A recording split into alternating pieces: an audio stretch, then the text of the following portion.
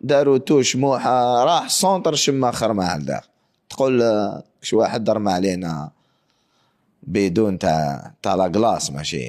شفنا خلاص كنا نشوفه رحنا في دومي فينا وشفت المغرب ربحت. السلام عليكم ورحمة الله. تاع المدرب والشوا كان يعني 100% ناجح وكان هذاك الهدف اللي وصنعتم افراح الجزائريين فرحنا روحنا وفرحنا الناس حققتم المعجزه في ذلك ولي سيبورتر تاعنا كي تفرحهم ومن بعد الماتش تاع الاخر الماتش اللي من بعد ديجا قبل مع مصر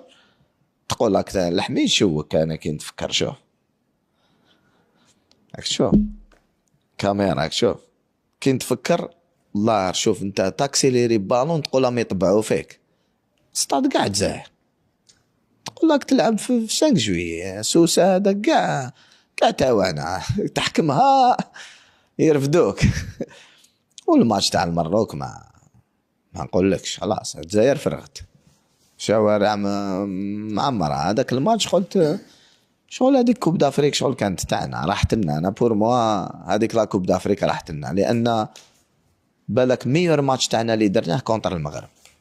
سي لو بلان انديفيديوال و كوليكتيف درنا ماتش هايل ولكن في لا برولونغاسيون شغل رماو علينا كان تركيز 30 سكوند شفيه تدخل زياني دار ان كونترول اورينتي خرج التوش كان حيصفر لاربي داروا توش موحة راح سونتر شماخر مع الداخل تقول شو واحد درمى علينا بدون تاع لا كلاس ماشي شفنا خلاص كنا نشوفه رحنا في دومي فينا وشفت المغرب ربحت مالي 4 يعني في دومي فينال راحوا لا كان طريق مفتوح يعني كان طريق مفتوح يعني وتونس هي اللي فازت بالنهائي وكان عندهم على كل حال كان عندهم فريق جيد ولكن كنا نروحوا الفينال يعني اضعف شيء نروحوا الفينال بعد ما كنا المايون فابل احنا اللي ما حش نجوزوا كاع ولكن تبقى ذكرى جميله الحق ان كوب دافريك تبقى دائما في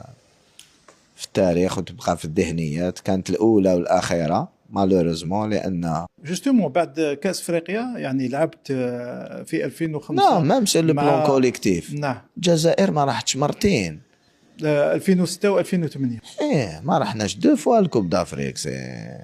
حتى ذلك الفريق عاودنا تبحرنا كسروه ذلك الهدف الذي سمح لنا بالتأهل إلى ربع النهائي وكنت صاحب التمريرة الحاسمة في الربع النهائي مع المغرب. شوف كي نحكوا على الفريق الوطني نقول له حكاية منذ الصغر يعني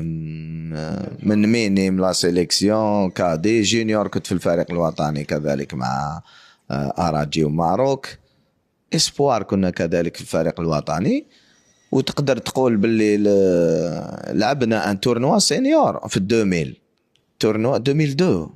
تورنوا تاع الجي 2002 في المغرب ونهزمنا مع لا غروند